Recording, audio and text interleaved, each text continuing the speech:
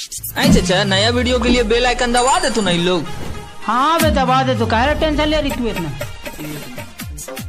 प्रेम से बोली बाबा महेंद्र नाथ की झमटिया से जाके हम जलावा उठाए पाप जी खेला तो हम समस्तीपुर जाए। Music director DJ Kanchan Raj Hajipur Vaishali. में बड़ी भीड़ हो जाई पाप जी खेला तो हम समस्तीपुर जाए।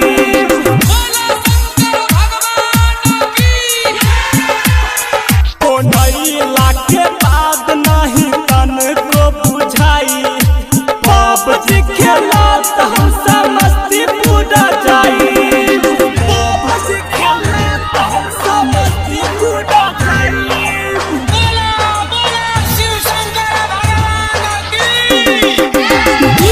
Kanchan Raj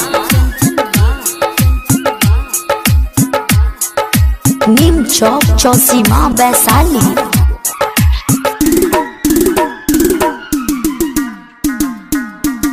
star digital recording studio Dalsinghsarai.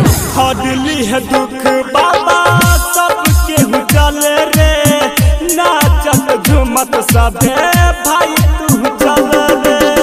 हडली है दुख बाबा सबके चल रे नाचत झूमत सबे भाई तू चल रे। जन डारा हो आगे बढ़ा हो जन डारा हो आगे बढ़ा हो। कृपा करी है तो बाबा रहिया में आई पाप जी खेला तो हम समस्तीपुर जाई। दलसिंहसराय में बड़ी भीड़ हो जाई पाप जी खेला तो हम समस्तीपुर जाई। पाप जी खेला तो हम समस्तीपुर जाई। प्रेम से बोली बाबा महेंद्र नाथ की डीजे कंचन राज नीम चौक चौसीमा वैशाली।